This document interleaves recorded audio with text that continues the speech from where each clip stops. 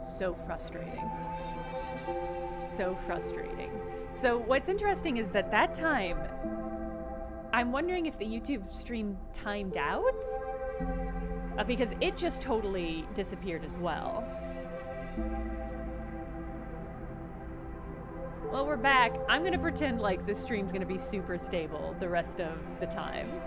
And if it drops again, we'll try it again. And if it drops another time, we might just call it for the day, which I don't want to do. I really want to dive into Citizen Sleeper. This game's been out for weeks, and it keeps getting pushed back because we keep playing FMV games. Okay. But let's see. So in the first game, and I don't know how much this game is going to connect to it, but in the first game, we play as a sleeper. You see me, but you don't. You hear me, but you don't see me. You might have to refresh. If you can hear me but not see me, you might have to refresh your feed.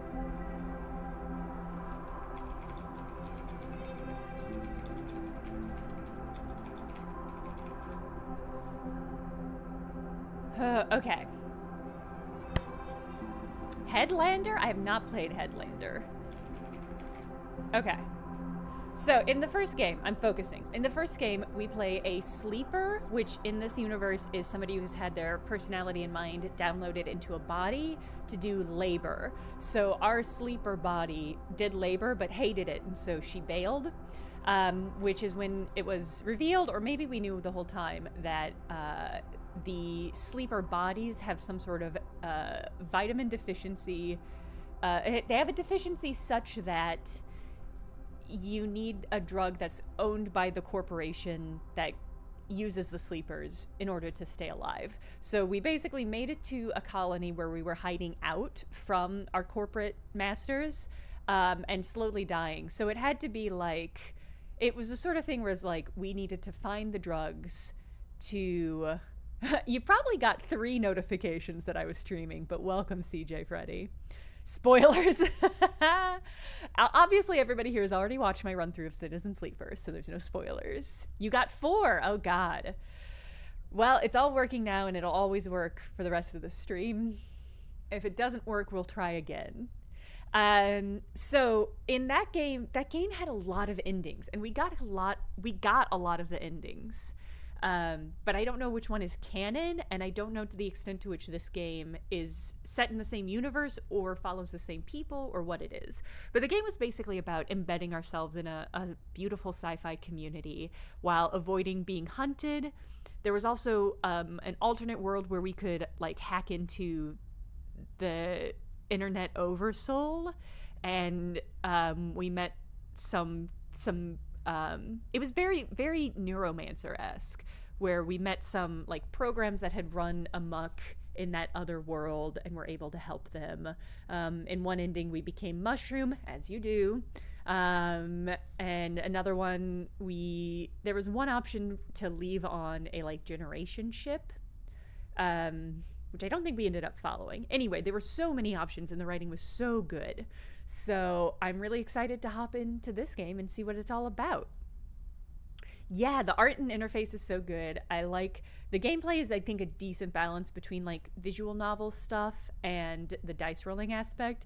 Desperately hoping there's VO in this game, so I'm not reading everything the whole time, but that might simply be our future. We're gonna do intended difficulty. Tutorial on, yes. Oh, right. I remember choosing a class last time and being like, I have absolutely no context on what any of this is. But I think we chose something that was really hacking heavy. So it looks like, okay. So we've got 3 options. Engineer, interface, endure, intuit, and engage are our skill sets. Accrue stress to focus on an action die. Machinist sleepers are built to repair and modify automated systems used in corporate resource extraction. Machinists are very skilled engineers, but their isolated work means they often struggle with tasks requiring a direct approach or social engagement. Probably going to play a social character, if I'm honest. I think I was an operator the first time we played.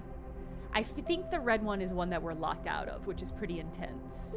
I don't remember there being one that we were locked out of last time. Operator sleepers are built to work with drones and remote machines over local networks to perform corporate resource extraction from a distance. Operators have expertise. Can I turn the volume down a little? I'm going to turn the volume in my ears down a little. Chat, let me know if you need it quieter as well. I'm going to turn it down a little. Okay. Operators have expertise in working with interfaces and computer systems, but are more physically fragile than other sleepers. Reboot skill allows them to hack their own systems to reroll dice, a risky but potentially powerful move. Usually cerebral and precise people. And then a bruiser. So it looks like we can play a tech, a social, or a physical character. Okay, thank you, Geosty. Extractor slippers for the work at the coal face of corpus, so they're coal miners. This is the coal miner bot. Extractors have a high level of physical endurance, but their confidence means they struggle with tasks that require intuition. Their rally skill allows them to motivate those in their team, boosting their crew dice. Oh, interesting. I don't think we had a crew dice aspect last time. I think we're gonna play the operator though. +1 stress, reroll lowest dice. We can't endure, but we got good interface. Yeah, I think this is the one.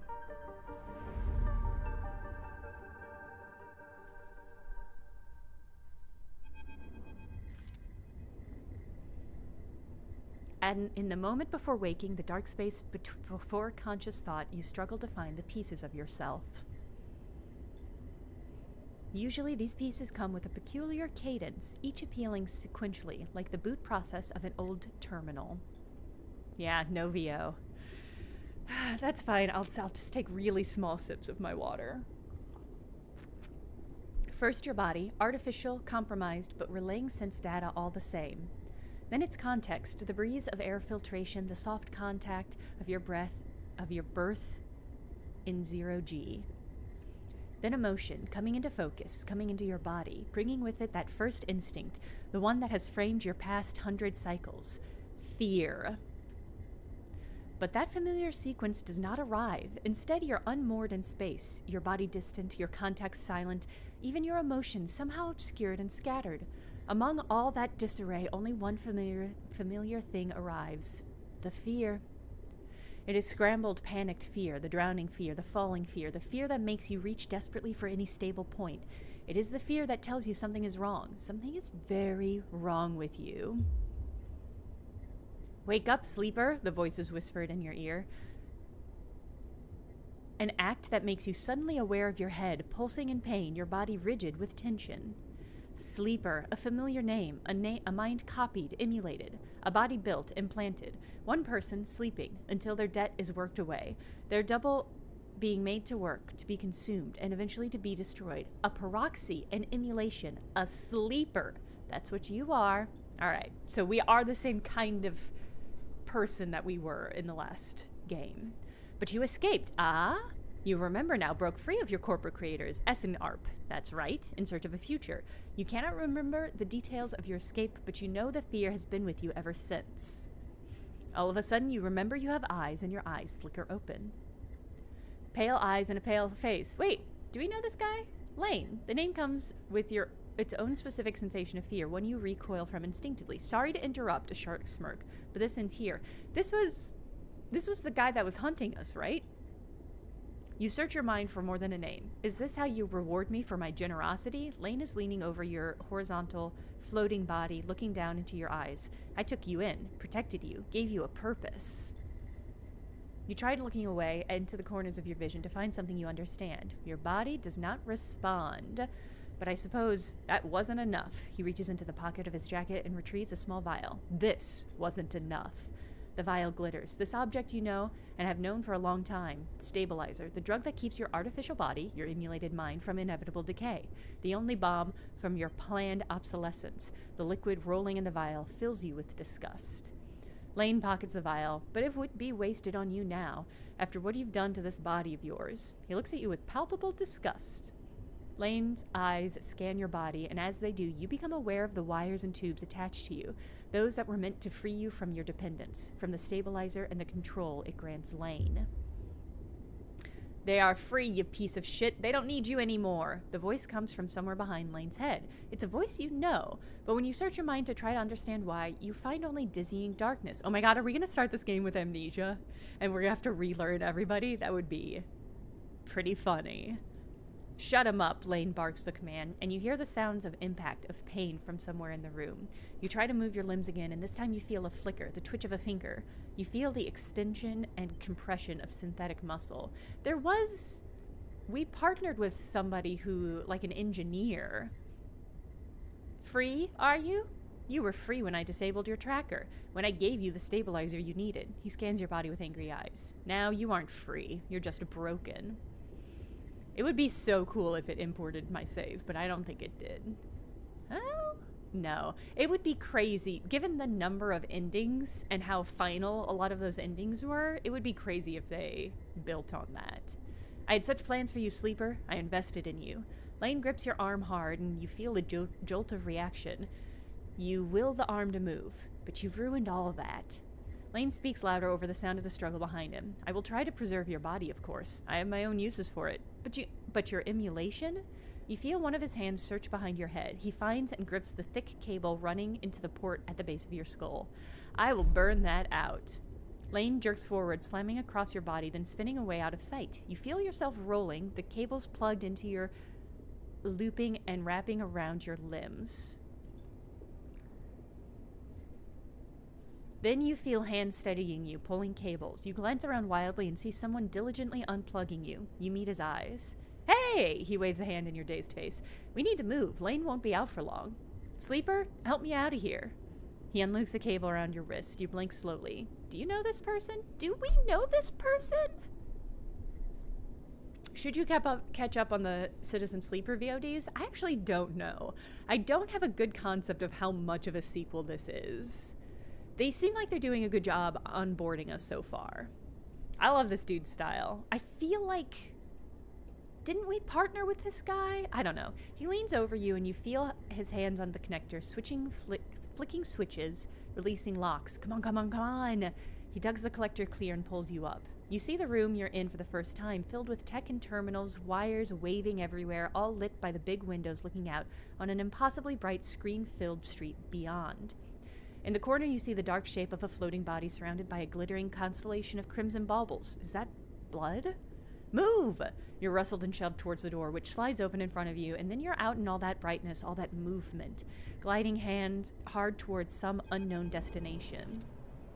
You come to a stop in a dark alley, the one who guided you here, pausing to catch his breath. He doubles over beside a massive life support unit that sends a lukewarm breeze across your skin. You stare at him, trying to recall anything about him. You notice his tattered jacket, his lightweight clothing. You remember this station runs hot. Something about the power that floats around this place. He looks up and meets your eye. What's going on, Sleeper? Talk to me. Who are you? You see a concerned frown across his face. Don't mess with me, Sleeper. That's not funny. He comes closer, eyeing you carefully. What station are we on? He narrows his eyes, waiting for an answer. You try to recall.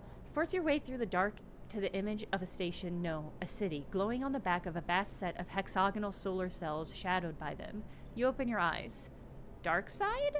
The word leaves your mouth like an exhale, an instinct. Before you heard yourself sound it out, you didn't know it was there. He sighs. And me? Who am I? You see something like fear in his eyes. Panic, perhaps. You stare hard at his face, the slight upturn of his mouth, the intensity of his stare. Nothing comes. He closes his eyes and drops his head, putting a hand to his temple. The reboot. He started speaking quietly to himself. Lane interrupted the process then. He lifts his head and stares at you. We need to keep going. We need to leave. He turns and kicks off down the alley. Come on, the rig can't be far. As you're led through the passages and serviceway of the station, you try to recall your life here. Here's what I remember of my life here. There is a kitty. End of list. The texture, the temperature of Darkside feels familiar, but you struggle to pin specific memories to it. Focusing hard, you recall waking up in the passages, cycle after cycle, the rhythms of the station flowing over you along the crowds. You recall desperation and the slow decay of your body that caused it. Then Lane, those pale eyes, offering you a glittering vial. Stabilizer, the promise of supplying more for your work, a deal he locked you into a cage. Then, there your memory fails you, but in the dark beyond the moment, the residue of panic, of fear, remains.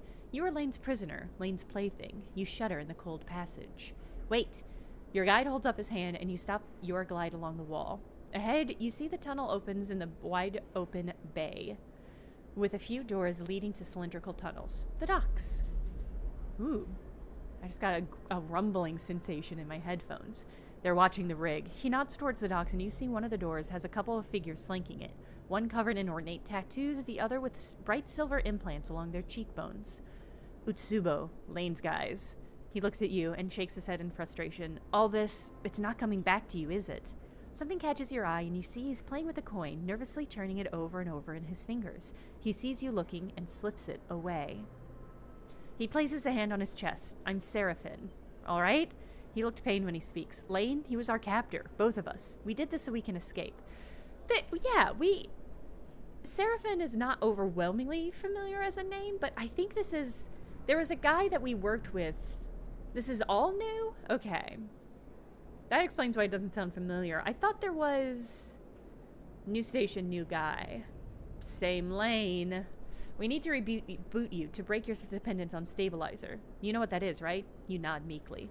But Lane interrupted me back there and the reboot didn't complete, and he sighs and shakes his head. We can still make this work. He looks back at the docks. I'll lead them away. You get the docking bridge open. If we make it to the rig, I know how to get us in. Got it? He searches your face for recognition. Yeah, I got it. We'll figure it out. I'm gonna sneeze.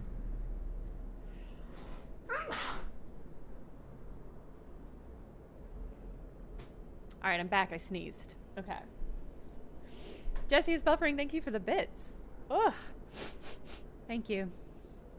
I'm a little allergic to sci-fi, so it doesn't come out often, but here we are. Get that door open. He pats you on the shoulder. I know you can do this. Ooh! A skill check is coming up. Wow! Sturby, I can't believe that's such a really good emote for that in particular. What a versatile emote. I had no idea when I made it. Seraphin kicks off hard and glides into the docks. Over here, shitheads. Sorry, I didn't bellow that. Over here, shitheads! He bellows to the guards as he barrels through. They immediately push off from the wall, giving chase.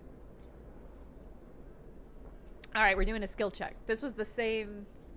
I think just the same mechanic as it was in the first game.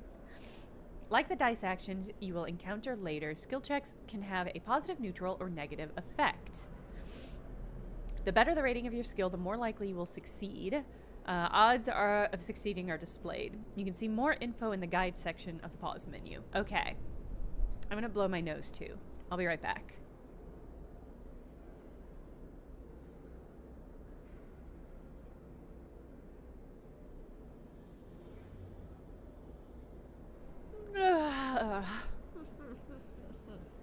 It's that time of year.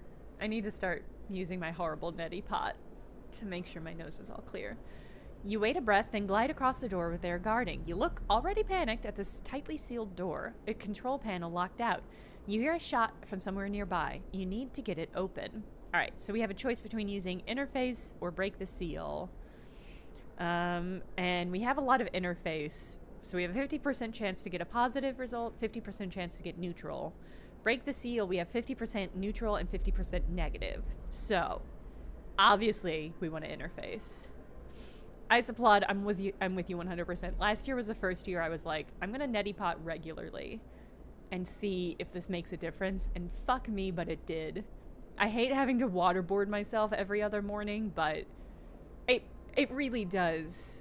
It really did, like, prevent the normal seasonal gunk, and like I usually get a cold basically every spring and fall when the changing of the seasons turns over. Neti pot's good. And also this is weird. Yes, use pre-boiled or what is it? Distilled water with the neti pots. Don't just use regular water. And don't use regular salt. I think you need a specific kind of salt for it. I discovered weirdly that after I neti potted, my sense of taste and smell were so much more intense. So that was sort of my treat for myself, is that when I neti potted, that I would make myself like a really nice cup of coffee, and it would be so much more fragrant and tasty, and like I would be able to get so much more subtlety when I drank it.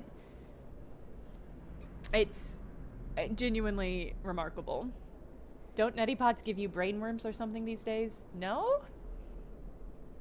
No? I don't think so. Anyway, I thought that was remarkable. My friend Paul was doing neti pot at the same time. We both made a vow. Brain worms are from the wrong water? Good God. I didn't know that's what happened. I thought it was just the minerals. You didn't want the minerals that were in regular water. There was one case of brain worms from bad water. And remarkable. I just use distilled water. It's not a big deal. I need the distilled water for my iron anyway, so it's just like, I just always have a supply on hand. Anyway, Paul also had this sort of similar thing where it was like everything tasted and smelled better in like the hour basically after he neti potted. Which is pretty good. Pretty good. I remember joking that I think classy rich people restaurants should make you make you neti pot before you sit down for a fancy meal. All right, let's hack the door. Neutral outcome? Damn, okay. I can't remember what you get with positive outcomes. It might just be like skill checks and stuff. Like restaurants where you wash your hands in rose water, yes. Or when you get like a hot heated cloth to wipe your hands off before your meal. But it's neti potting, so it's horrible. And you come out from it with your makeup all smeared and dribbling snot. I think it would be really funny.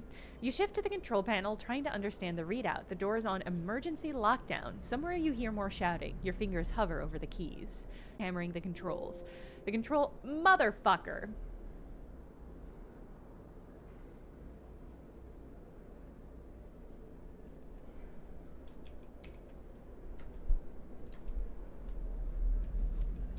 Oh God, alright. YouTube, it happened again.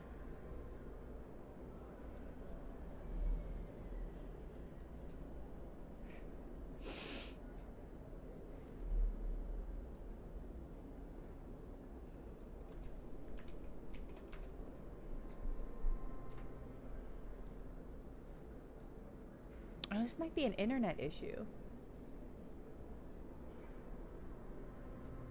Oh, the internet dropped this time. Maybe? YouTube came back already.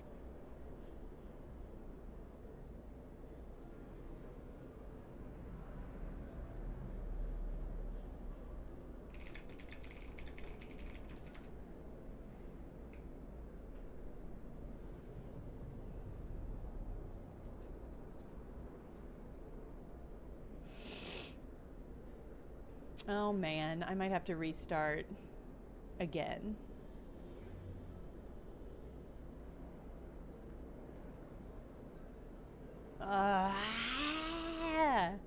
Alright. Refresh does nothing. Alright, sorry YouTube, I'm gonna have to shut it down again. I'm so sorry. I apologize so much. AI supplied. I'm gonna have to shut it down again. Oh, I'm so annoyed. So annoyed. Alright, I'll be right back. Okay.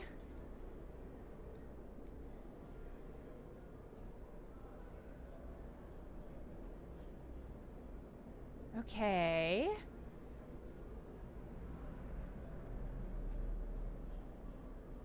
Am I back? Okay, I seem to be back. I'm very delayed on YouTube. This is fascinating. So I shut down OBS entirely. YouTube never fully dropped. So even though I had closed OBS, it was still streaming. That's fucked. Something's really fucked happening here. But it seems like the YouTube channel is stuck around. Yeah, I never really left on YouTube, which is terrifying. It shouldn't be able to continue to stream after I've shut down the streaming software. I mean, I'm glad it still stayed up. All right, let's keep going. If the stream dies again, I probably won't come back. We'll just call it for the day. And then maybe I'll try to do a makeup stream Friday or an extra long stream Sunday, maybe, if it's stable. I'm wondering if this is an internet specific issue. I don't know what's happening. But we're back, so we're just gonna roll with it. So sorry. Thank you for your patience. Let's roll on this thing.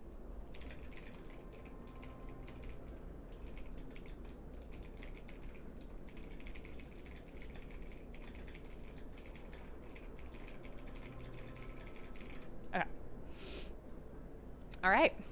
The control OS crashes and the door judders halfway open before failing. Halfway open is open enough for a door. Go, go! Seraphin flies past you through the doorway into the docking tunnel.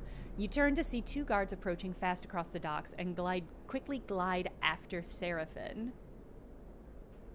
Seraphin is already at the rig's door, inputting an entry code. The rig's door scissors open and you both rush inside. Quickly, Seraphin grabs you by the arm and drags you to the cockpit, the ship's layout hazy in your mind. He dumps you in a flight seat and straps himself into his own. You see him tap a series of buttons as he does, talking to himself. Come on, come on, come on! The rig's drive rumbles into life and Seraphin slams a button on the console. You feel the force of the ship's acceleration as it pulls away.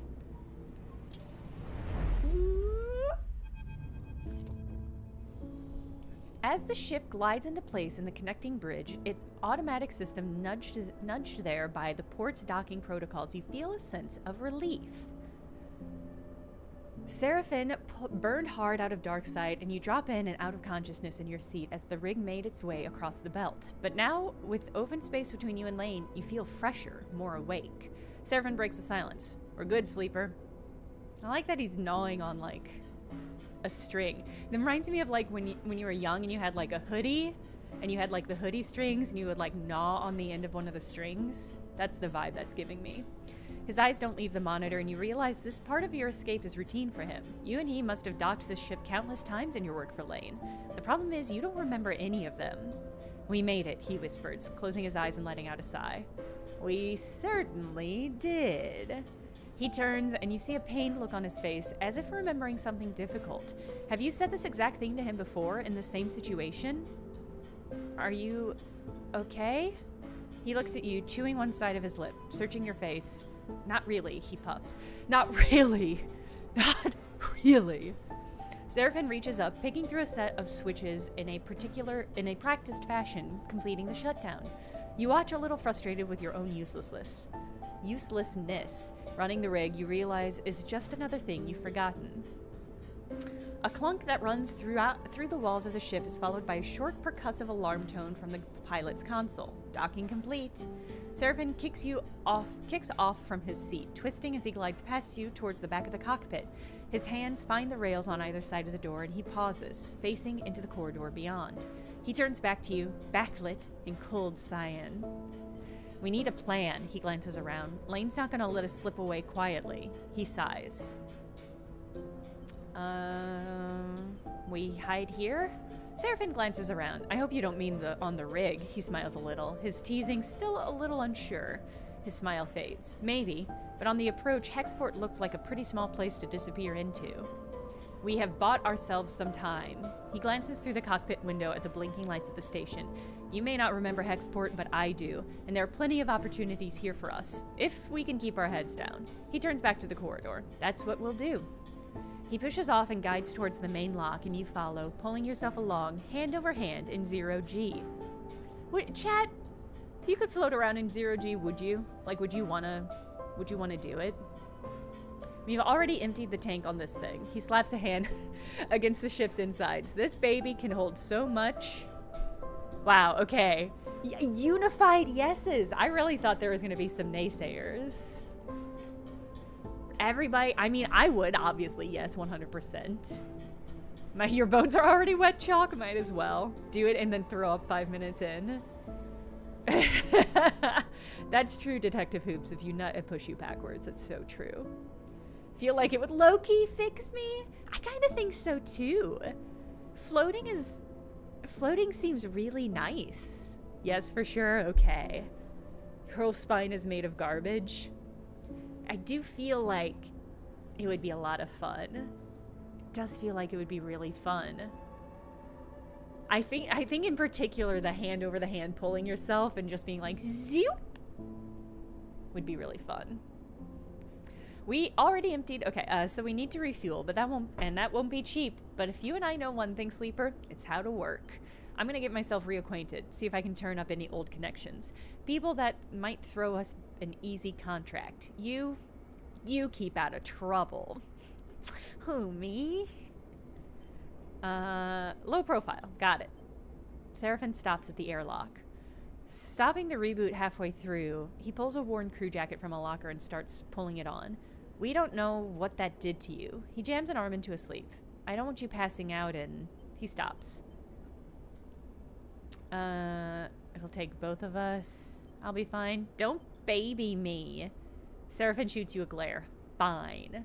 Just because I have retrograde amnesia doesn't mean you should baby me. Hey, Faith. He grabs another crew jacket and thrusts it at you. Just put the damn hood up, will you? You take it and slip it on. Thank you. Seraphin nods. He stabs at the button to open the lock. Then her door hisses open and Seraphin glides through. Wait for us a little bit, then leave. Anybody looking for us will be looking for two people traveling together.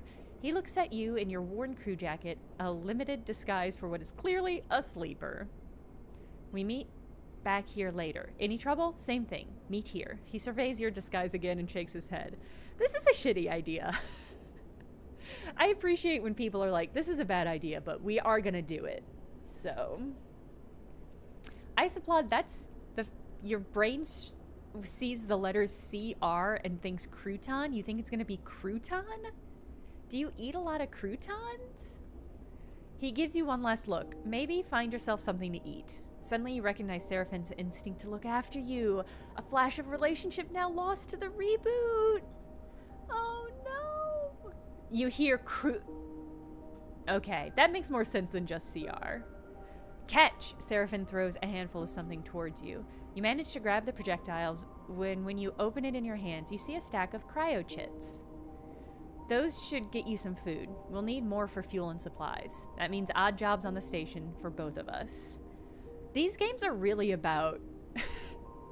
These games are really about the insecurity of gig economies. Seraphin kicks off and glides down the docking bridge. Don't take too long, all right? Take it slow! And with that, he's gone, leaving the connecting bridge and heading into the Hexport's docking concourse. You wait for a moment in silence. I don't want to think about Lane. Think about Seraphin. It's hard to know what's going on inside his head. Here he is, on some hapless escape plan with a friend who can't remember a thing about him. You try to imagine how close you both must have been for him to agree to this thing, but it's painful to think about. That's all gone now anyway. All you can do is move on. You shake the thoughts from your head and pull the jacket tight. Let's see what Hexport has to offer. You kick off and glide into port. Oh god, this place is really wee. The game runs in cycles, during which you can perform actions with your dice, use cryo to buy food, supply, fuels, items. Progress clocks towards new scenes and events. You can review tutorial. Okay. Yeah, look at this tiny little thing. This is like a fraction of the size of the last place. We must not hang out here too long. This must just be a way station. So we got Hexport Exchange, the rig, or the docks. Well, we need to get some food. Oops, I didn't mean to click there. All right. The rig is your ship and home in the Starward Belt. While the rig is docked at a hub, there are multiple areas you can visit. Use dice to reduce stress. Use supplies to regain energy. Other areas unlock as you play. While the rig is in the dock at a hub, your crew will also help to gather resources to contribute to the upkeep of your ship. Oh, I'm wondering if there's multiple hubs that we're going to bounce around. Interesting. You can choose which resources you should focus on in the crouton task menu to the left. They have a random chance of acquiring it at the beginning of the following cycle. Okay, so we have a posse now. We have a crew.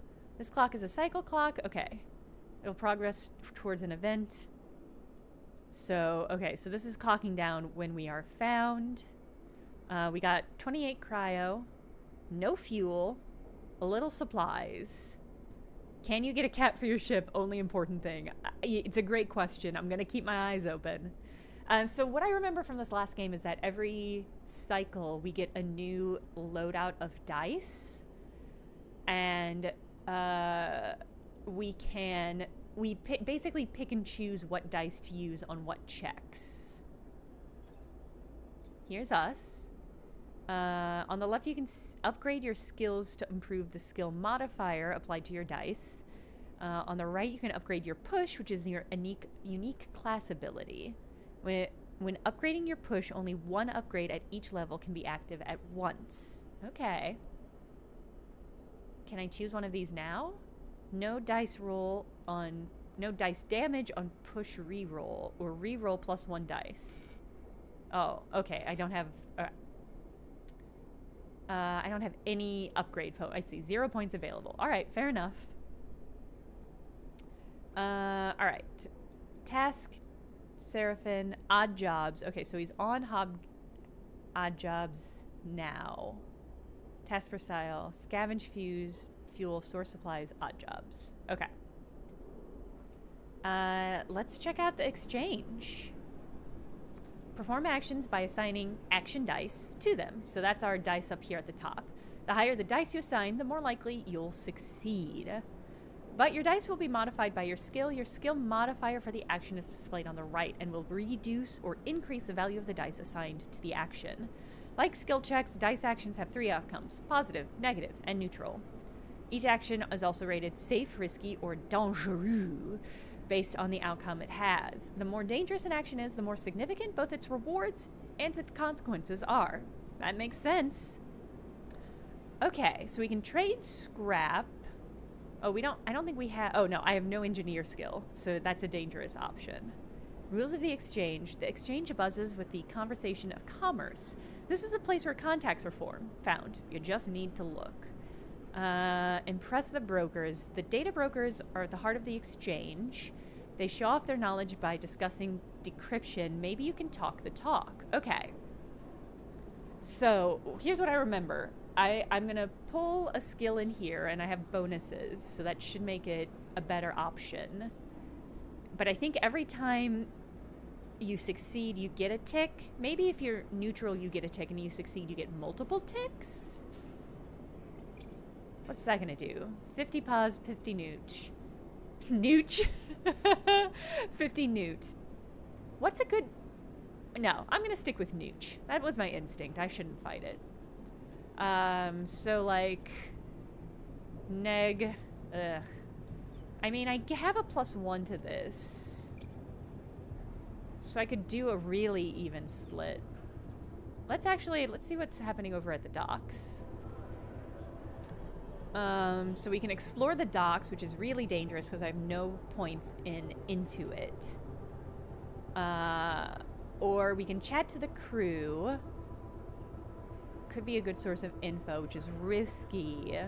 This has a lot more things to tick off. So let's actually start with the exchange. And let's do this midley option and see what happens. So we get 50% pause, 50% newt.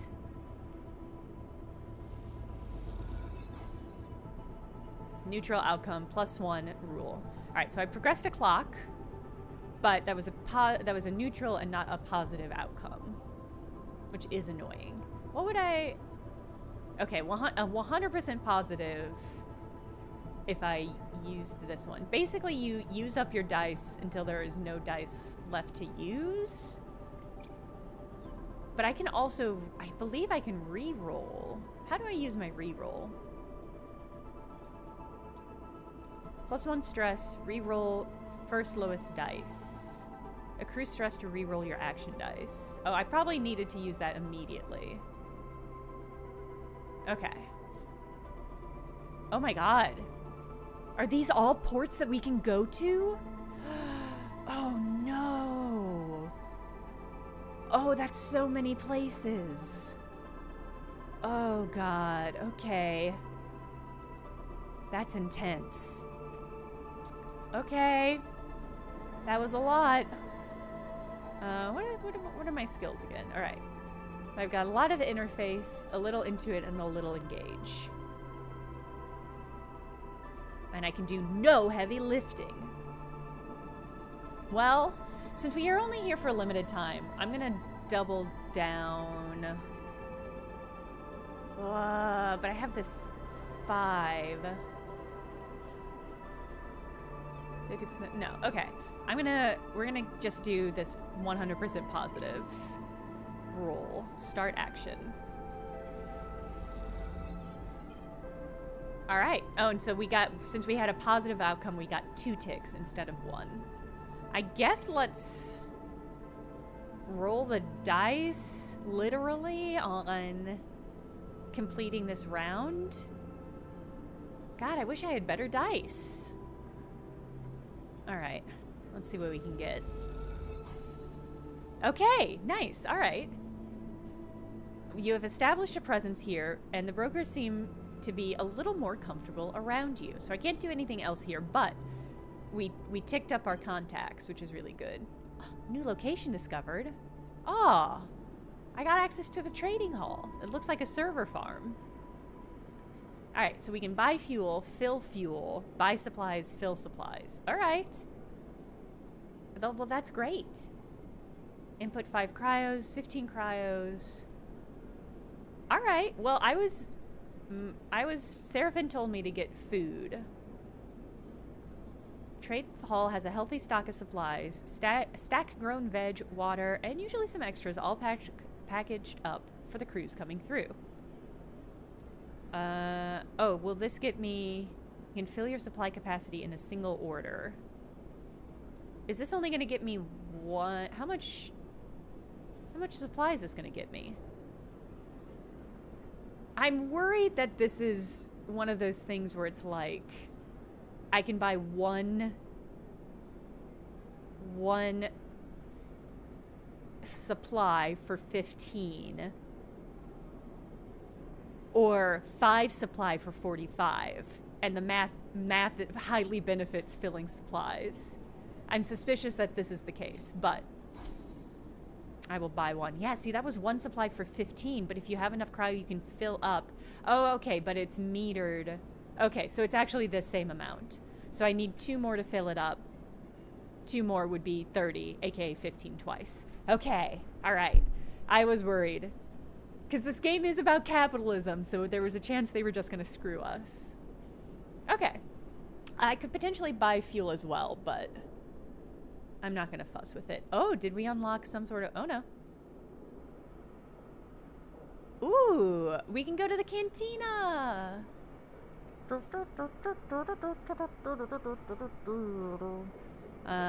Most trade halls have a canteen where they are prepared their own dishes from packaged supplies they otherwise provide. Okay. All right. There wasn't a live band though, so honestly kind of sucked. I might try using one of my dice on this risky option. Oh, well, maybe it would be wiser not to. Is there anything... Can I do anything here with dice? No. Yeah, not a single jizz whaler. It's like, what's even the point of this canteen? Alright, God, am I gonna...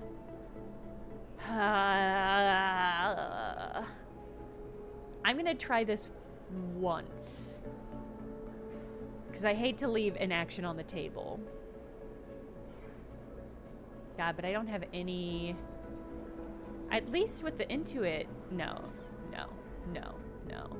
Is this really all I can do? Yeah, okay.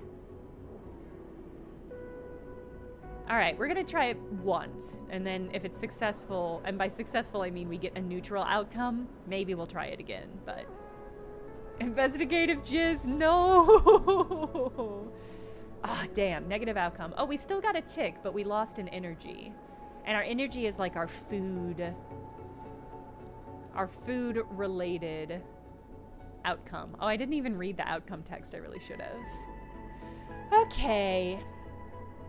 I know this energy is going to tick down one more when I end the cycle, so I'm not, even though we've got a dice left, we don't have any, like, safe option to use it on. So, I think we're going to end the cycle. Okay.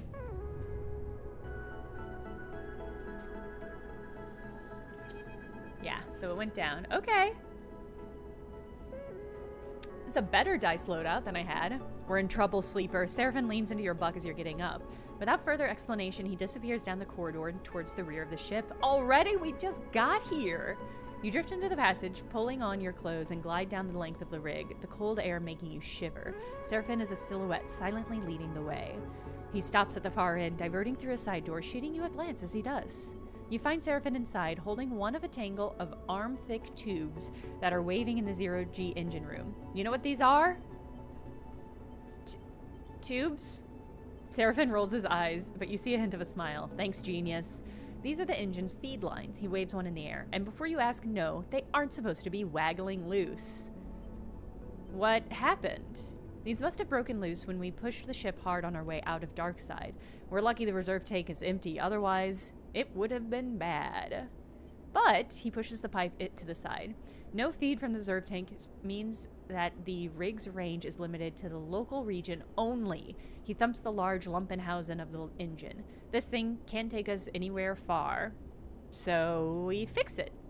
Seraphim sighs. That's the short of it. I mean, I've heard of loose wires, but loose tubes, oh my god. Seraphim whacks the engine housing again, harder this time. Just not been our run of luck. I mean, we made it out. We're here, we're alive. What do you consider lucky? He turns and starts gathering the tangled feed lines, his frustration evident in the violence of his movements. We'll need a new set of those, that's for sure. He starts forcing them into a crate. So, how about you try to track them down? I'll take a look at things here and see if I can figure out another fix for the reserve tank. He glances up from his work. From what I've heard on the Hexport, Factory Row is a place to find ship fitters. Maybe you can do some recon while I sort this place out? It's on the other side of the station. All right. Wait, there's something else. He drops the feed lines and they float, waving in the air like tubular seaweed. How whimsical. I've heard word that Lane's on the hunt. A message went out everywhere in the local radius of Darkside. He's looking for us. And we can't leave. Exactly. Which is why we need those feed lines. I'm going to try to work something out. Maybe I can improvise a solution. I don't know. I'm no ship fitter. But while I do, you go hunting. See what you can turn up, okay? He smiles a weak smile. Get going. You leave the engine room, the clanking sound of Seraphim's cleanup efforts echoing through the ship. Fuel feed lines. That's the next step. You take a deep breath and head out. Oh, I've discovered a drive. The arrow button in the top left opens the drive menu when you can choose to track. Once a drive is tracked, a yellow marker will be placed above any location that relates to that drive. There are two major types of drive, major and minor. Completing a major drive rewards 2 upgrade points, and a minor one rewards 1. Cool. Alright, let's have a little snack. Make a meal. Alright. Oh wow, that filled me up all the way. Okay, it gave me 4 energy. I wonder if it fills you up all the way every time? Like if I drop down to none energy, would it have... There we go. Would it have filled up? Alright, so... Seraphim, task chance per cycle. I think... I mean, we have no fuel, so let's try to get a little fuel. I like that there's just like that passive element of stuff happening. Alright. None energy left stress. I don't think I have any stress left. I think this is my stress meter? Maybe. Unclear. I do not remember. Alright. The factory owners of Rho speak mostly in terms of supply and demand, but going door to door might help you find the ship fitter you need. Or, factory... Oh, this one's Endure. We are not doing that one. Hexport factories are picky about who they work with. Trust is a key currency here if you want to find a ship fitter. Alright, so we got a... I mean, we've got 2 6s, which is great.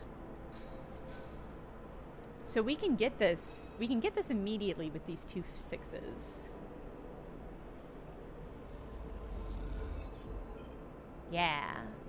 How much would I get with the 4? Okay. Now, I think we're gonna... This is important, so I'm gonna lock in on this. Okay. Trusted supplier. You have a little trust with the factories. Now the trick is not to waste it. Okay, but that should have unlocked a new area. Okay. Factory roll howls as you glide through its cramped passages. Whatever its many bugs and rooms once were, they now serve as containers for industry of every kind. Whirring manufactories precisely engineer components with rapid, shifty arms, where scrapers hammer incessantly at bent ship plates. Everywhere you look, there's energy and activity, and for good reason. Hexport itself is built on a derelict fragment of a solar reflector, and even the small amount of energy generated by its remaining mirrors is enough to power a city of machines. It's familiar to you, of course, in a strange, far-off way, because of Darkside. That place and your memories of it are a muddy haze, but it is hard to forget the glint of its hexagonal reflectors, 10 or 20 times more in number than Hexport's, and that wild, flickering city growing on their back like a tumor. Ugh, their writing remains superb. In comparison, Hexport feels provincial, but deep in Factory Row, you can almost be back in Darkside. And then you see them, tubes just like those Seraphin had waved in your face. The feed lines. You push over to the display window of the unit, marked Karsten Supply in block capitals cut from whole plate. There, amongst an angled shelf of oversized ship components, sit the feed lines, like some large biomechanical tangle of snakes. Rat King, but it's tubes. That's what I'm reading. You slip inside where the sound of Factory Row is a little screened and spot a large figure working at a bench, hunched over, concentrating. It seems he doesn't notice you either. I'll wait patiently. They're working. You let him work, watching as, despite his heavy build, he delicately aligns the components, their layers slotting like puzzle pieces. After a few moments of observing the process, he turns his head a little towards you. Tube King? Is that what we're deeming this person? Can I help you? His accent is heavy, but unknown to you. Those feed lines. How much? There's a sharp click as Karsten places his tools and component against a magnetic plate on the wall. He turns with surprising grace and begins cleaning his hands on a cloth. The sharp eyes scan you, but Karsten's thick-set features do not betray the results of his assessment. Custom built those for a client that never collected. Ah, so you probably want to get him off your hands, huh? He looks at his hands while he speaks, checking for stray oil stains. You have one of those old MEVs, then? He sounds out the letters in a way you don't recognize as he speaks. You try to recall anything you know about your ship, but the memories elude you. Perhaps Seraphin should have come along. I think so. Karsten squints a little. Right. Look, Karsten drifts over to where you are standing, his imposing height evident. In 0G, if somebody tried to use their height on me in 0G, I would simply float higher until both of us were bumping up against the ceiling. For a fellow enthusiast like you, he continues in a distinctive monotone, let's say a few hundred cryo on clean chits. I should have been confident he's going to overcharge me. He shoots a glance at the feed line. 400, let's say, to be precise. I don't have 400. Karsten looks you up and down and sniffs. It's expensive, I know. It's a shame, but it's just what they're worth. He screws up his mouth a little into something that might be a smile. However, I'm more of the bartering type myself anyway. Yeah, I'll do some work for you. That's where this is going, right? There's a little favor I need a crew for. Yeah, we're gonna fucking heist. We're gonna heist some shit. That's what I'm reading. There's a little favor I need a crew for, and well, you look like you might be a good fit. He tucks the cloth away in a pocket and clasps his hands. I know of an old Solheim wreck out there. Very old. Pre-collapse. It's tucked away in a dead zone, so no one has ever really cut it. nobody has ever really cut it. Not only that, but Solheim derelicts have a habit of triggering nasty security protocols when approached by an unfamiliar ship, so it's been left well alone. But a scavenger like you, with an old Solheim rig, I bet you wouldn't even flinch if it saw you coming. You bet it wouldn't even flinch if it saw me coming? I have special interest. A need for that old tech. All those Solheim ships have a data core, and while I don't care about the accounting reports or material ledgers or whatever they keep on that damn thing, I do care about the hardware. So, if I was to find you back here with that data core in your cargo hold, clean cut and complete, well then, I could see my way to doing a straight barter for those feed lines. He pauses, sniffs the air again. You just need the coordinates. Why do you want it? Special interest. You wait for more, but his slight expression tells you it isn't coming. So, you interested? Because I'm a busy man. I don't want to scrape together $400, and I do want to do something cool and actiony, like break into a derelict ship. So we are going to do it. All right, then. He holds out a heavy hand for you to shake, and as you automatically reach out, he grabs your forearm instead. Cool old school style. He pulls you closer, squeezing your arm. Let's keep this one between us, all right? He half smiles, his face huge and close. It's our deal. Before you can respond, he thumbs a little drive into your palm, those coordinates, and then he lets go of your arm with what you swear is a wink. I kind of like this guy's vibe. You take a moment to gather yourself, and by the time you do, a whirring fills the air, Karsten having returned to his workbench. You glide right on out of there with a growing mix of anxiety and excitement in the pit of your stomach and the cacophony of Factory Row in your ears. A contract. Seraphim might even be impressed. You look at the drive in your palm and smile. This could be a route out. You think of leaving this place behind, in possession of an improved ship, too. Suddenly, a small but firm hand falls on your back, an equally small voice coming with it. Hey, wait up! You turn in the passage and see a young woman, her hair waving from the rapid glide she clearly just came out of to catch you. She steadies herself on your shoulder. Sorry, wanted to catch you. I'm Junie. Her dark eyes flicker around nervously. You notice a portable terminal she carries, something data scrapers call a deck, and her backpack full of components and trailing wires. What's up? Karsten, she starts, still catching her breath. He sent me to grab you. She smiles that flat smile again. Wants me to come with you on that job. A crewmate. A new crewmate, chat. We're building our team. Her eyes shoot down to the drive in the palm of your hand. She smiles again. Are you sure? She nods. That's what he said. Karsten's always sending me on things like this. I guess he wants me to help you out. Keep an eye on things. She pauses. I can be pretty helpful. So, should I meet you at your ship? And you can tell me when you're ready to go? I'm not sure. She looks nervous. Sure, I mean, you aren't sure when you're leaving? I'm not sure you're coming. I don't think this person's telling the truth. She pauses, thinking, Karsten said I needed to go. She glances back at the ship's direction, and he was pretty mad when people don't do what he asks. She shrugs. Let's see. Okay, she glances around. Karsten doesn't like waiting, but it's up to you. Junie pushes off and waves. Looking forward to working with you, she calls back as an afterthought. What about the ship? Oh, I'll find it! You keep watch of her as you go. Glad of the contract, but nervous too. Will Karsten keep up his side of the bargain if you deliver? It's insane that they won't let me just check with Karsten. Because I think she's lying. Should I have just called her bluff?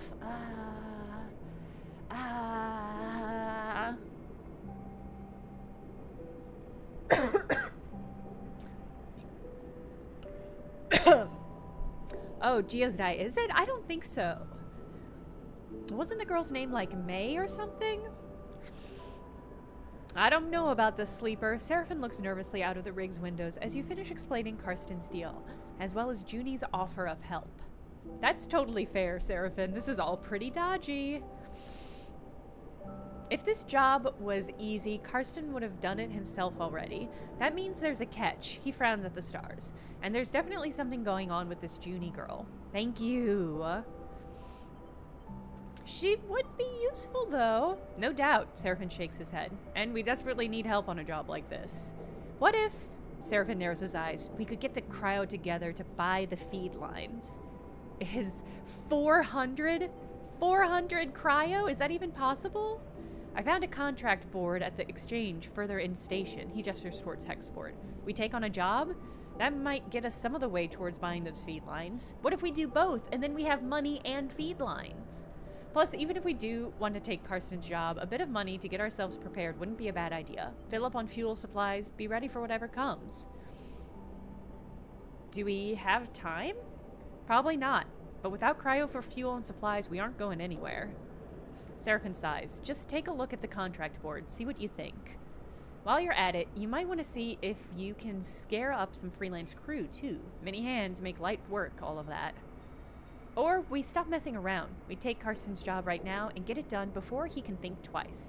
Seems like a whole set of bad options to me. Either way, I've still got work to do on the drive. Let me know what you decide.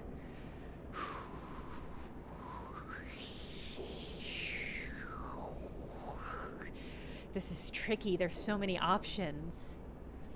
For a moment, you pause, letting the haze of plans and ideas settle in your mind. Suddenly, you curl up, pain shooting through your spine. No, my spine! That's like one of the worst places to have pain. You grit your teeth, your muscles lock tight, your vision narrows as you squeeze your eyes shut. You feel a shift, as if some connection has broken. It's almost impossible to describe, like you're floating away from your body, dispersing, dissolving. There's nothing familiar in the pain, nothing to hold on to. You grit your teeth. And then another shift comes and you're back in your body, trembling against the metal wall of the passage. If I'm going to be honest, it sounds like a cramp. It sounds like a period cramp. The pain slowly fades, becoming a pulsing throb, and then a residual flicker. You flex in 0G, stretching out the tension. There's a strange sensation of distance that persists beyond the pain, a disconnection between your body and yourself, a flickering numbness that refuses to recede. You wonder if the reboot has done something to your body, or if this is some new sensation that you'll have to live with indefinitely. We got our first period, chat. Isn't that nice? It strikes you that you know so little about the body that houses you. Yeah, it does feel that way sometimes. It could be moments away from collapse, or it might preserve for countless cycles like this. You try to shake off the feeling, pushing your hands together each against each other until they feel like they are yours again. Time is the only thing you need, and right now, it feels like it's running out fast. You head for the hairlock. Hairlock! You head for the airlock. You have work to do. When will we get to a station that has a hairlock, you know? I've unlocked a contract, open the map screen to view it. Contracts are high-risk, high-reward jobs that you and your crew can take on. They require preparation to care and succeed. Preparation and care to succeed. Gather enough fuel to travel. Gather enough supplies you can. Look for opportunities to recruit crew. Consider the crew to take carefully. They have different skills and stress resistance, and who you choose can affect the story. Oh no! Once you're ready, you can select the contract from the map and then your crew to proceed. Contract and then crew. Okay. So this is a contract. Okay.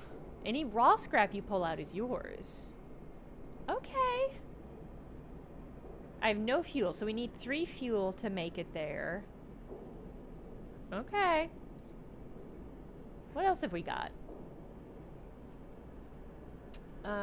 Swift scrap soul, material processing. So if we have cargo, we can sell it. We can... All scrapyards have paid data diffusal work to offer, as old texts tend to be laced with protocols and countermeasuring that need disabling.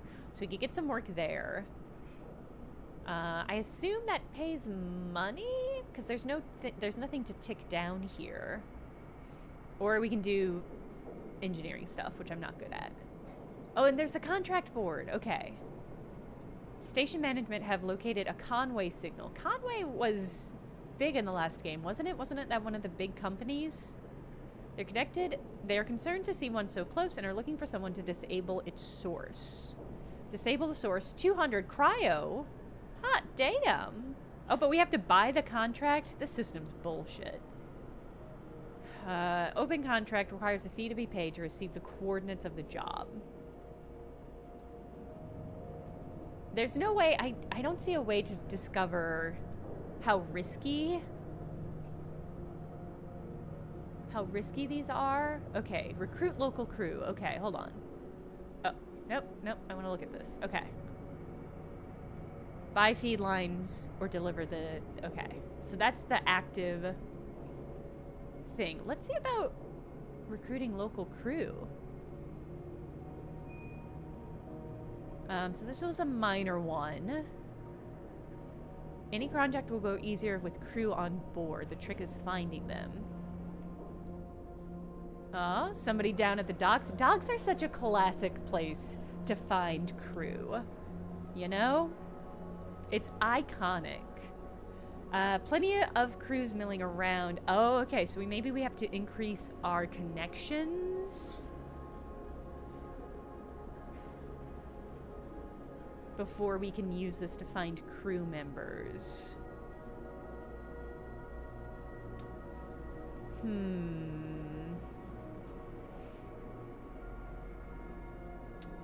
Well, I think that's the first thing we do need fuel.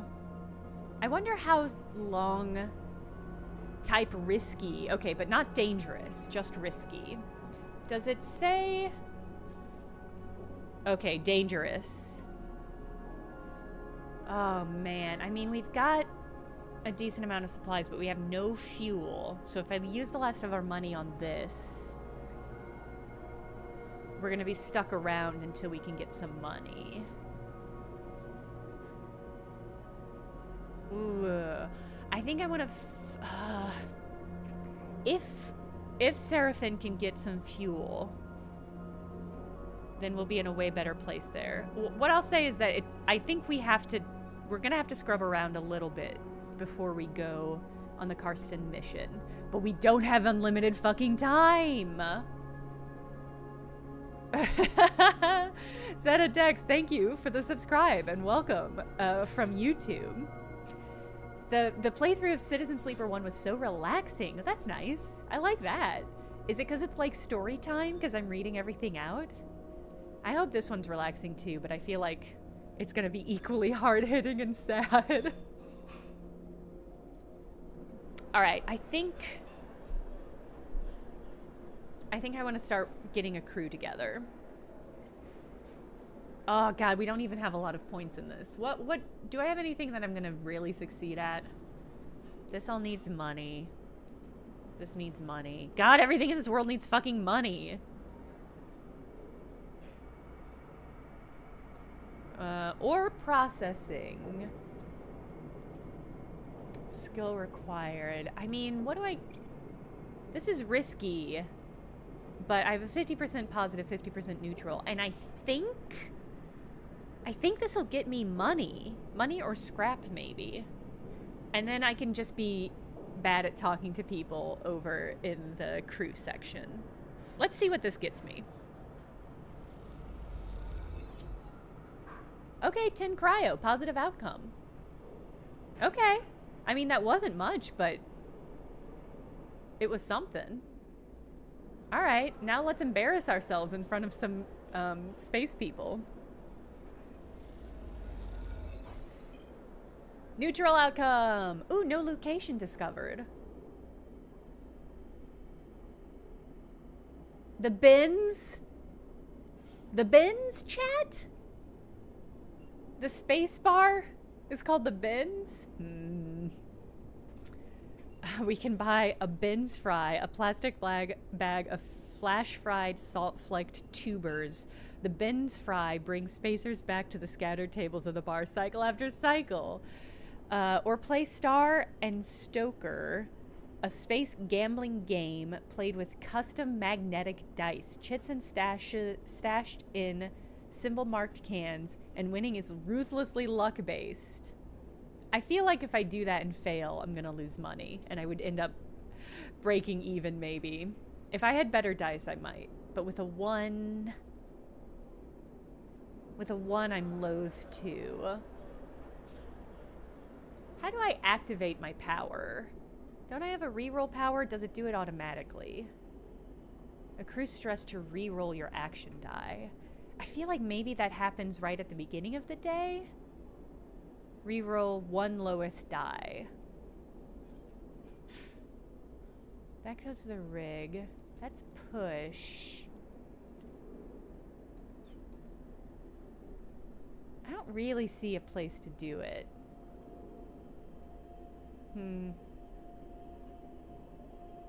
God, do I want to risk it? The best I can do is one peg. I think the worst I can do is a peg, but I lose an energy. And we're full up on energy. I'm gonna do it. We need to hustle. I can't afford to leave dice. Neutral outcome, yes. All right. I have once again been rewarded for my risky behavior.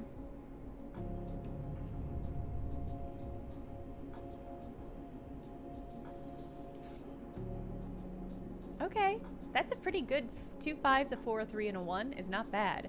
How do I use my thing though? How do I use my skill? Did I miss it? Maybe I haven't really unlocked it yet.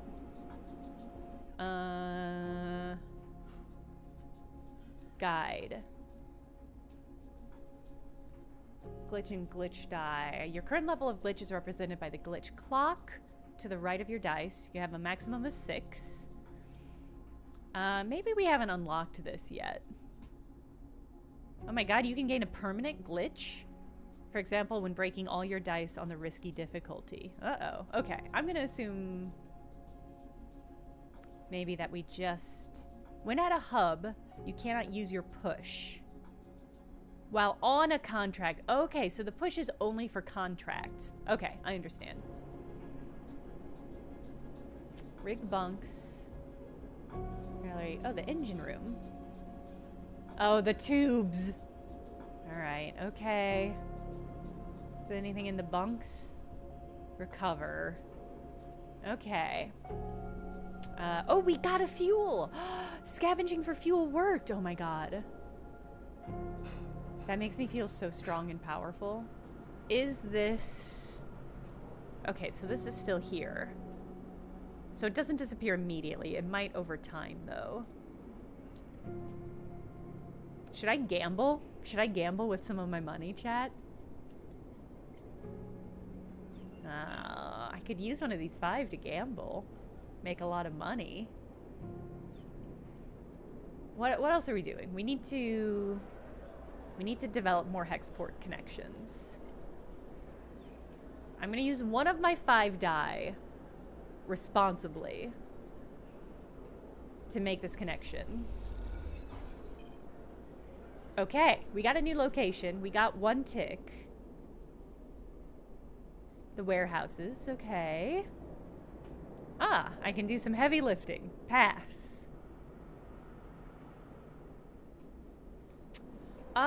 I mean, what else? Okay, what else do we have going on? Escape export, complete board contract. I mean, we got a little bit of money. Let's buy it. Let's buy this board contract.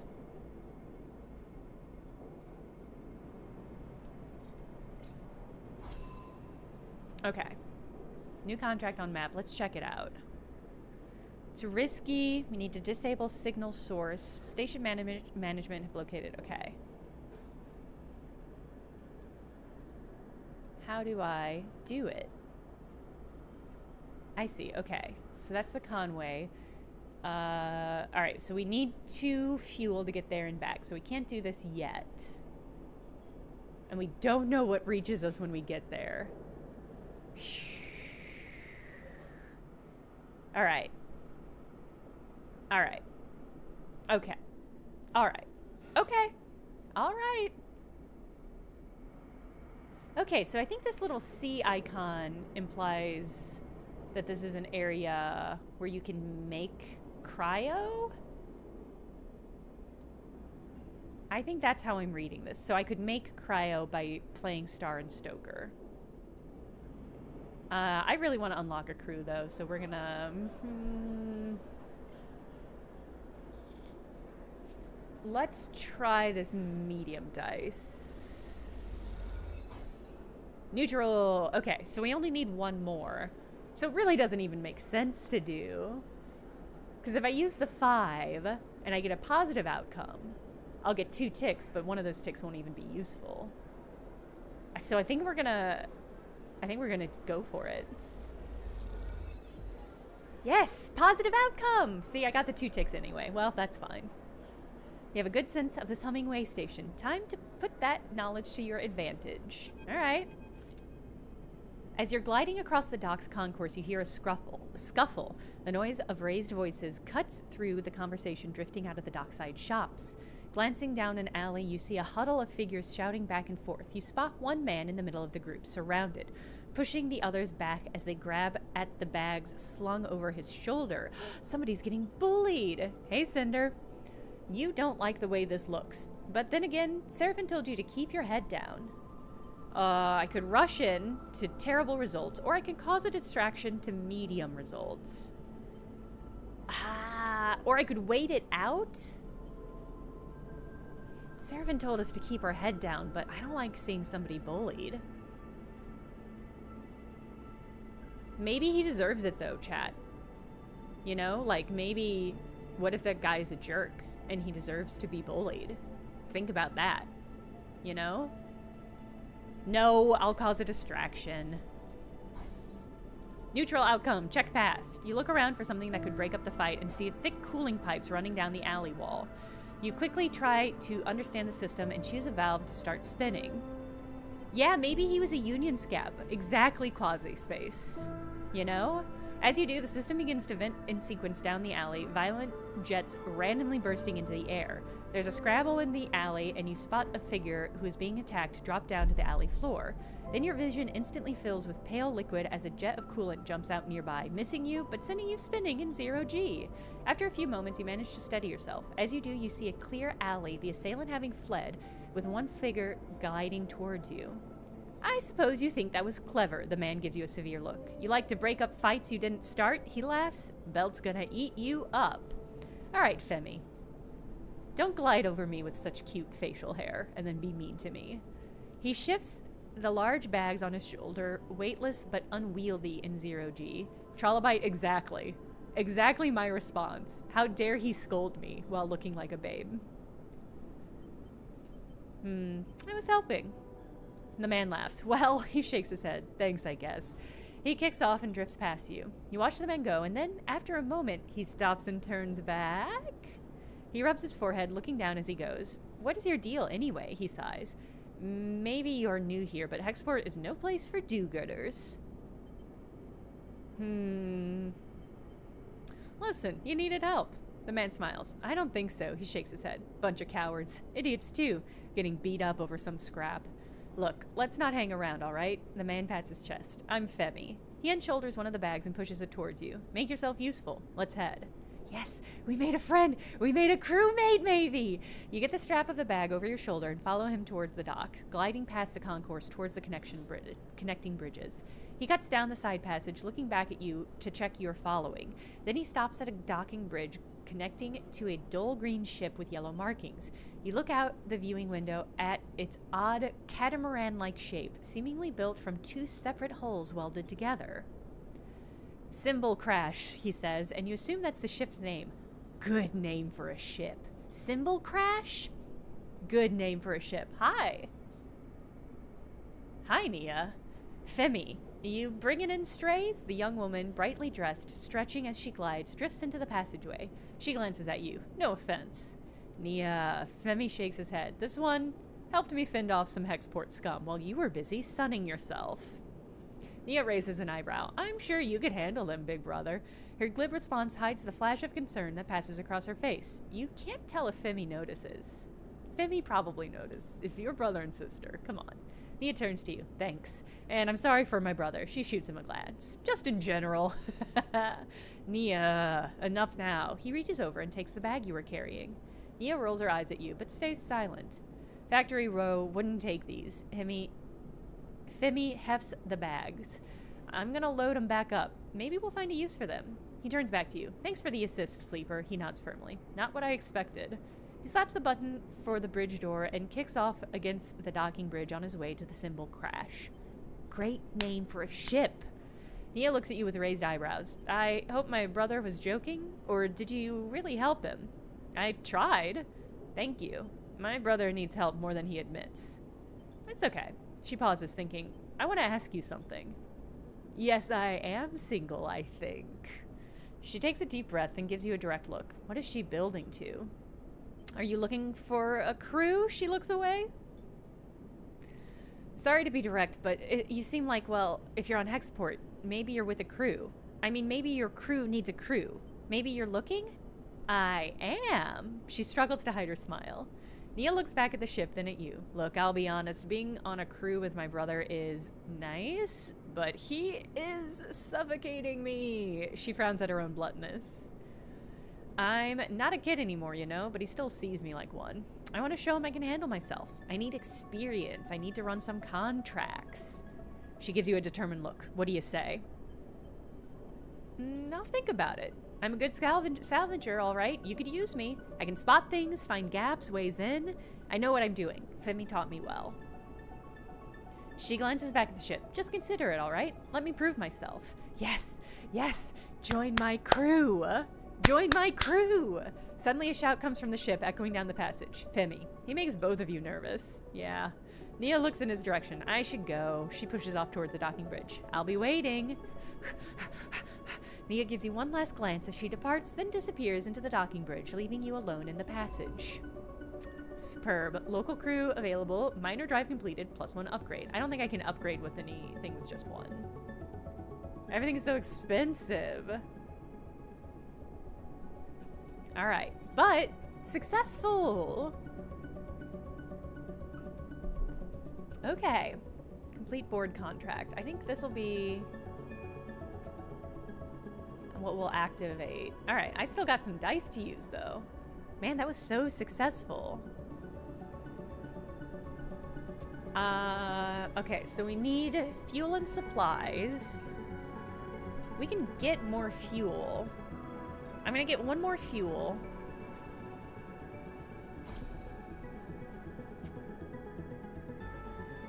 And that'll enable us to... We'll be able to do this one. I'm not gonna do it this round. We'll do it next round, maybe. Yeah, we'll try doing that next round. Because if we can get one more fuel, I'll feel more comfortable. Can you save scum? I don't know if I have a manual save anymore. Did they de-scum the game? We can't save scum anymore? That would be so tragic. Oh.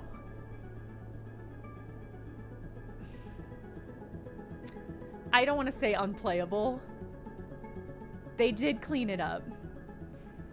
You thought it was too scummable? It is very scummable, but I think, especially for a game with as many variations and endings as it, the scumming was so clutch. I get it. I respect that there's no scumming. Here's what I'll say is that we're only at the very beginning of the game, but it does feel a lot less difficult and punishing. Like, it does feel like we're up and moving a lot faster than we did in the first game. When we arrived on the station at the first game, it really felt like clawing our way up to having any amount of food, having any amount of drugs, having any cash on hand. Whereas this one has been, so far, it feels like it's moving faster. So, ooh, a new game plus save scumming would be a really nice idea. We'll see, we'll see, we'll see. I mean, I think that'll make this run-through go a lot faster if I'm not save scumming everything. Okay, so we've got... The docks are gone. We could gamble. Gambling might be the best and only thing we can do with this 5. Alright, that's buying. There are no more contracts, right? Alright, so we already bought the one contract. We can't do either of those. Yeah, we could earn money doing this, or we can earn money Bye, Mechtel. Let's see. So we have 100% positive on this. We could make like another 10 cryo, maybe. What would we get? The odds are worse here, but I'm wondering if we'd make more money.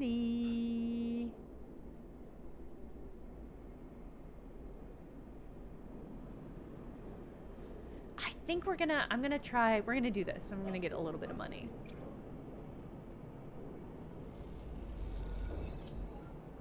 $110 cryo. Can't be too angry about that. What would my outcome be with the 50% neutral, 50% negative? I think I want to risk it though, because as I hear it, that's the only way to get the biscuit.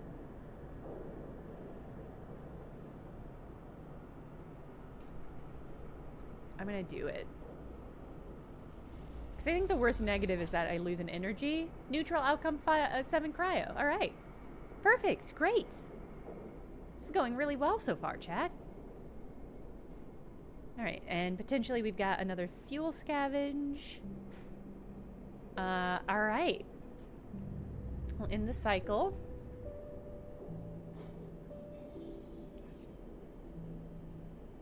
Okay. We didn't get another fuel, which is a shame. But I think we've got a good dice rollout. I think we should do the contract.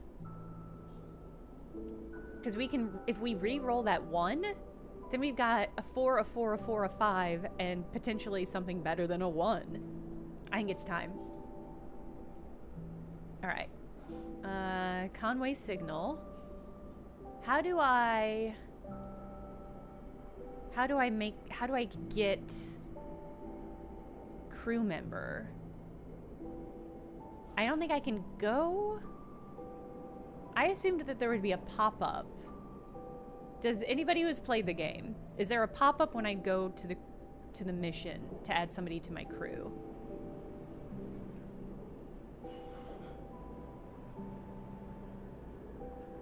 I don't think there's any other way to join. It asks when you leave for a mission. Okay, thank you. Thank you, Boone Army Cadet. Okay. Confirm. Oh my god. Not available. Select. Alright, so Seraphin is locked in. Skills. Alright. Alright, yeah, I think we're gonna take Nia. This is an interesting additional mechanic. I like what's happening here. I'll have to memorize what these icons are because I do not remember. Alright, get in here, girl.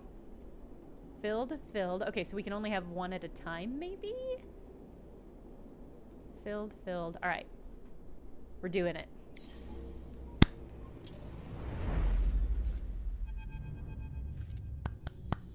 I'm so excited.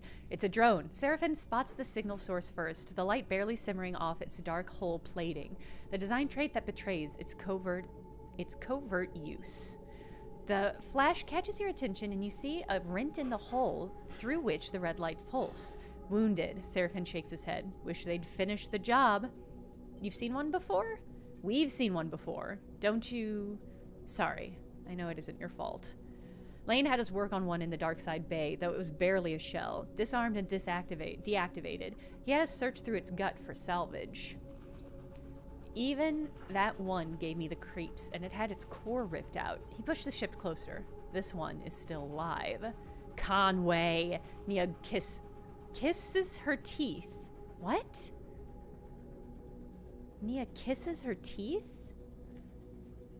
Corporate scum. I can't tell if this is a metaphorical kind of phrasing or it's a sound. Kisses her teeth? I'm not familiar with this concept or phrase. Corporate scum. You glance over at her and see the fire in her bright eyes. They don't even dare to come here and force us out themselves. It's all proxies and drones. She shakes her head. Typical core-bred cowards. Oh. Her lips are backwards. Oh no. Would call it tutting? Okay. I'm familiar with the phrase of, like, sucking your teeth, where you're doing the, like, that kind of sound. I can see how that would be, kissing your teeth would be kind of similar. Run into them before? She glances at you. You might say that. She looks out at the drone. You won't see me taking my eyes off that thing for a second. Zervin carefully guides the ship closer. You watch the drone. System is full of these things now, running missions for their operators. Rare to see one out in the belt, though. Maybe got hit during a run-in with the Senate Stat Mercs. It looks like it's drifting. Most of the system's blown out. But look, there! He jabs a finger towards a red light on the far side of the drone. It's still broadcasting.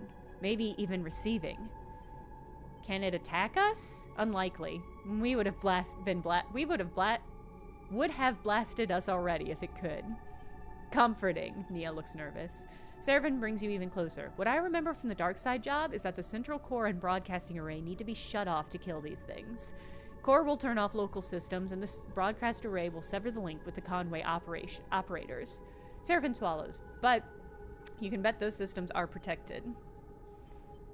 Let Seraphin explain. Your attention is suddenly drawn by a shudder from the drone, like a trimmer running along its lengths. The thing is ready to blow, Sleeper. He frowns. We go slow and careful, and we don't touch anything we don't know about. It re-rolled my dice. Oh, that's interesting. I wonder... It re-rolled my dice when we got out here. I wonder if that means I will still have 5 dice to use when we get back to the station, or if it means I should have used those dice before we left. Like, if I had used 2 dice and we left, would I get a full 5 dice again? He turns back to Nia. You hear that? I got you. She looks sincere. Seraphin brings the rig to a stop close enough for you to cross through the open space to reach the drone's hull. Let's suit up. You head back to the airlock to prepare. As you get suited up, you think of the corporate war taking place in the inner system, the war that this drone was driven from.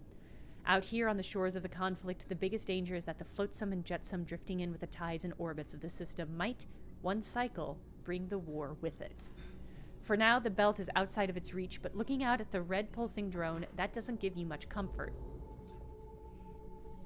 First contract, okay. On the contract, you will be assigned 2 dice for each crew member as you would assign your own dice. Pay attention to the crew's skills to use them effectively. On certain outcomes, crew will take crew stress. When their stress is full, you will no longer be able to use them to perform actions. While on a contract, your energy bar will automatically be supplied for each cycle that you have available supplies. Oh, interesting. Okay, wait. While on a contract, your energy bar will automatically be supplied for each cycle you have supplies. When your supplies are depleted, both you and your crew will take 1 stress per cycle. Contracts also have their own contract stress. When this bar is filled, the contract will fail. Good luck. Oh god, okay. Okay, so it's like a little mini area. Exposed in drone interior access. Okay, what's here? Okay. So they have their own dice that I can apply. Identify route, which can't be done, or create opening. Drone stress rigged to blow. It might be possible to... Okay, so things that are dangerous get the ticks done faster.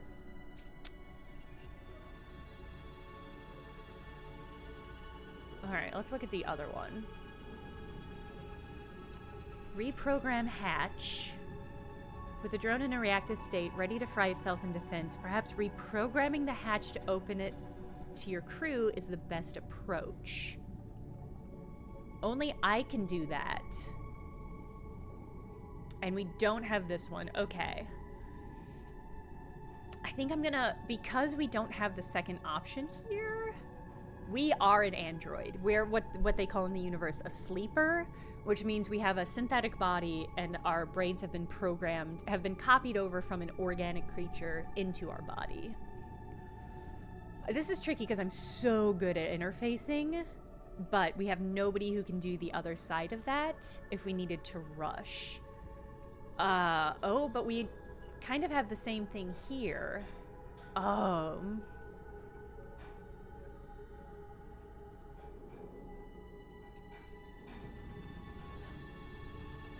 But no, I'm the only one who has points. And does this mean... Okay. Oh my god.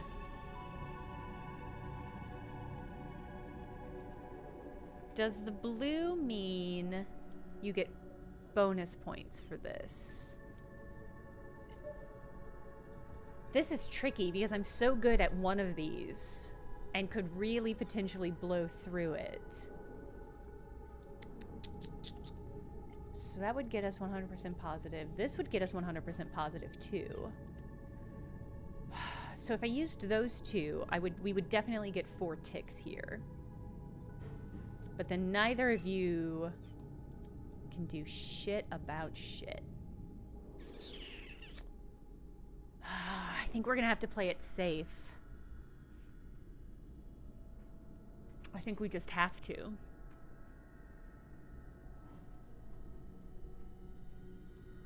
That's rough. That's rough, and such rough die roll as well. I can use my push though. I'll get a stress, but I can re-roll my lower die. I mean, I think I'm gonna do it. Let's re-roll this one. Oh! Alright, I got stress. And that's totally fine. Because we rolled a 6. What will this get me? Alright, so we'll have 2 100% positives. 1 pretty good. So that'll get us 1, 2, 3, 4, 5 probably.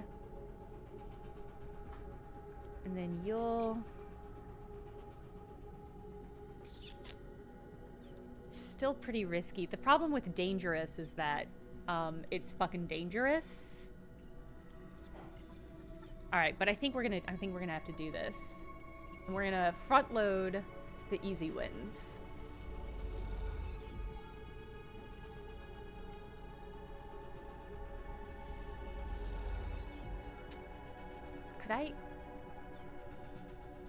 What would I get here? No. Terrible. Okay. Yeah, okay. Another positive. Yes, okay. We got 6 ticks. We're doing really well. Alright, we're gonna pop you in here. Come on, come on, come on. Neutral, okay, we'll take it. Do I want to risk...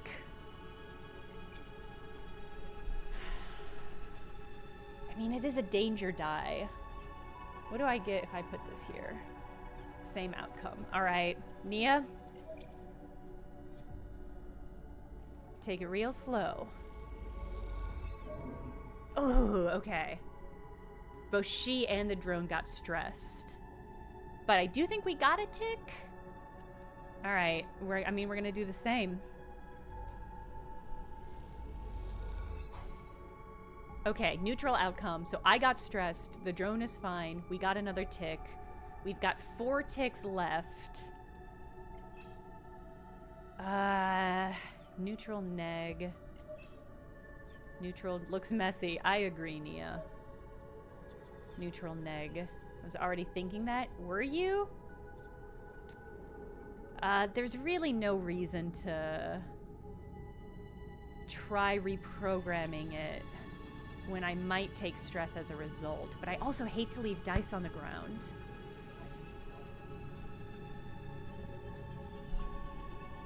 I think it's the right choice though.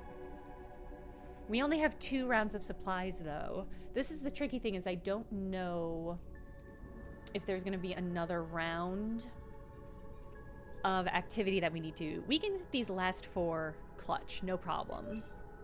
Easy peasy.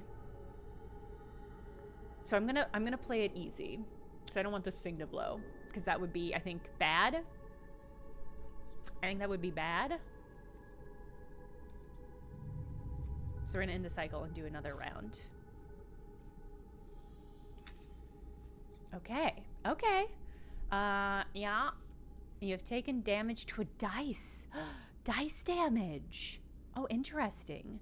When your dice are rolled at the start of the cycle, your stress dictates if you take damage or not. Higher stress means a higher chance of damage. The white marker above the stress bar tells you which numbers will damage your dice when rolled. Each dice... Oh, I see. Each dice has 3 dice health. When this is depleted, the dice will break and must be repaired to be used normally. Typically, broken dice cannot be used. However, on safe difficulty, they can. And they are counted as 1. Interesting, okay. That's an interesting way of implementing, like, different difficulty levels. Okay, so I've got two down, so any 1 or 2 that I rolled takes a damage. Damn, that's hard. Damn, that's hard. But okay, we got a really good loadout though. Yeah, look at all of these. We got some really good dice this round. And what do you do? What do you got? If we can get through this without using our big dice, because I don't know what other rolls we're gonna have to do. That would be ideal. So let's start with this one.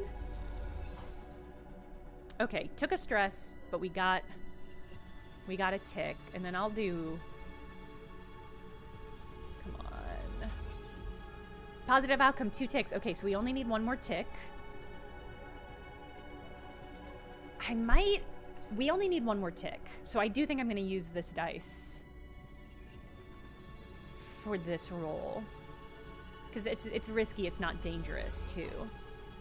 Okay, we got it! The drone shifts. Something has changed. You hear the beeping immediately. Among the chambers and cabling of the drone's interior, something has started counting down. Guys, Nia's voice comes hissing over through the suit's comm channel. Does anyone else hear that? I'm getting nervous. Shit, Seraphin's voice joins her. This is what I was worried about. Are we screwed? I can't be sure. Seraphin has dropped his voice to a whisper as if it might make a difference. Either this thing is about to send out a distress call, or it's about to blow. I've got to shut the system down fast, he pauses. Then we move to the other side, because I bet you there's a surprise waiting for us there, too. We good? Nia sounds tense. Am I heading back to the ship, or what? We're good. We keep going. He shuts off the channel. You take a moment in the silence. All right. Time to deal with this fast to get over to the other side before something happens. Okay. I'm really glad. I'm really glad I saved all my dice. Drone death. Disable the core. Shut down the broadcast array. Once both are done, this convoy drone won't be bothering anyone anymore. Drone countermeasures. Something is steadily beaming in the core. Array disabled. Okay. Wow, we just don't have a lot of time on this. Thank God I saved all my good dice. This is 100% positive.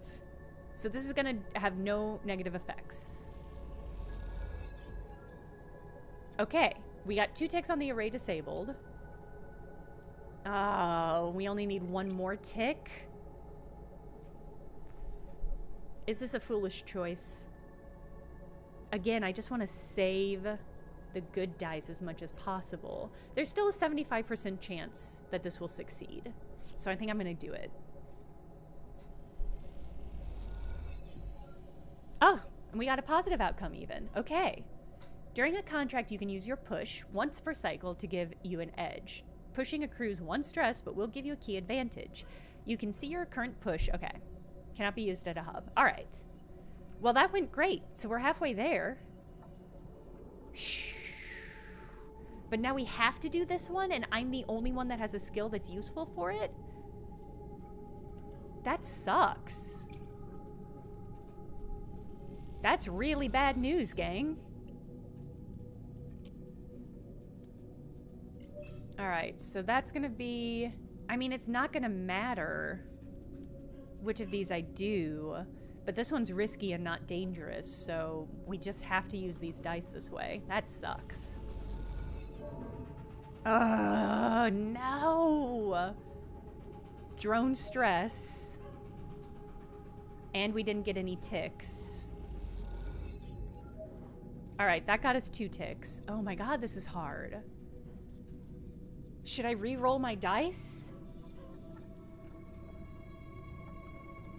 We've got 1 more round. But they're not gonna have any good skills. This is up to me. Ugh. I'm gonna use it. I'm gonna push. Okay. That was a good push.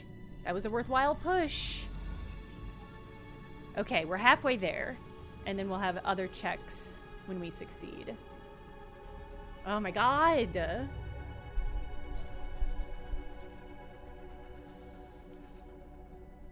We've used all our energy and are now starving. Gain 1 stress per cycle. Oh, shit. Well, let's hurry up and get this one done. Alright, so this will get us 1, 2, 3, 4. So I can get us most of the way there.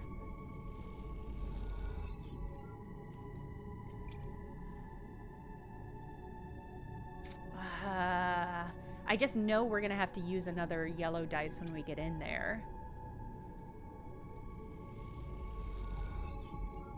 Okay, we got another 2. Perfect. Okay. Yeah, I want to push it. We're gonna go for it. Okay.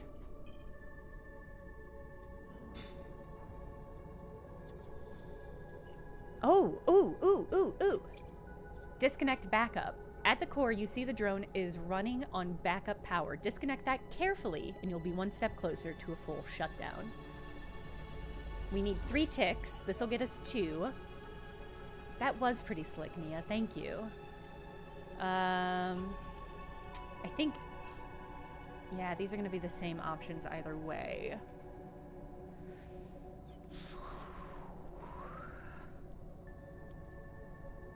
You haven't taken any stress, Seraphin, so I am sorry about this, but it's gotta be you. Yes! We did it! Right? We did it. The thrumming, pulsing interior of the drone goes still for the first time since you boarded it. You look across at Seraphin and Nia and share a smile. You all exhale so loudly it could be heard over the suit's shared comm channel. The drone is dead. One last piece of Conway shit to worry about, Nia grins. We killed it! Don't get too excited, Seraphin cuts in. It was looking pretty rough when we got here. You make your way back out to the hole, the drone now faintly rolling in one direction, its stabilizers offline. Nia catches up to you as you glide towards the rig. We make a pretty good crew, Sleeper. You know what? We do. Nia grins wildly. She punches you on the arm playfully. You reach the rig's airlock and take one last look at the drone's dark hull. It catches the light as it rolls in the vacuum. At some point in the near future, this drone will likely be smashed to pieces by one of the many asteroids of the belt, spread across this place as twinkling dust. The thought pleases you, as does the thought that all that cryo-hexport now owes you. Time to go collect! I wonder how much of a cut Nia's gonna get. Contract has concluded. You can leave via the map. -5 stress during travel. Once you leave, you will not be able to return. Yeah, that's fine. Oh, great. So that cleared off our stress. After docking at Hexport, Seraphin lets go of the controls and leans back in his chair. Nia leans over to you. Thanks, Sleeper. I know you took a chance on me. Glad to have you. You were clutch, Nia. She smiles an infectious smile. Feels good to make contract work, no matter how we pull it off. It's hard not to agree. It feels better when the Hexport courier comes with a lockbox full of chits. Lane may still be hunting you, but this should help the efforts to slip his net. Suddenly you hear a familiar voice. Nia! Femi glides into view, approaching from the docks. He fixes you with a stare. What are you playing at, Sleeper? Back up. Nia wanted to come. You go to speak, but Nia drifts forward, cutting you off. Don't come throwing your weight around, Femi. I can make my own decisions. Sleeper took me at my word, and I'm grateful. Did they now? Femi is fuming. He turns to you. Well, if you're working for a Sleeper, I hope they paid you well.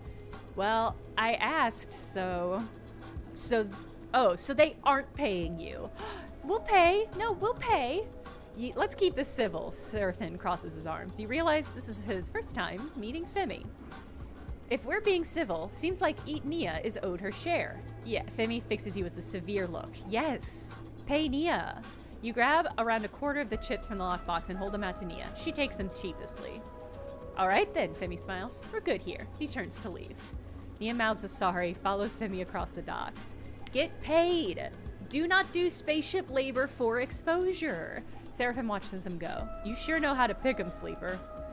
He turns away and heads back to the across the docking bridge. I just hope we aren't going to end up a stack of cryo short when we need to get out of here. It'll be fine. Just completed a drive and earned an upgrade point. You have push upgrades available. All right. Reroll +1 dice. No damage dice on push reroll. I might go for that. I think I can swap them. Maybe. Reroll +1 dice. I think it's better to have no damage in the long term. All right. Great. Well, that's the end of the stream. I'm really excited about this game. It's going much faster than I think the first game did already.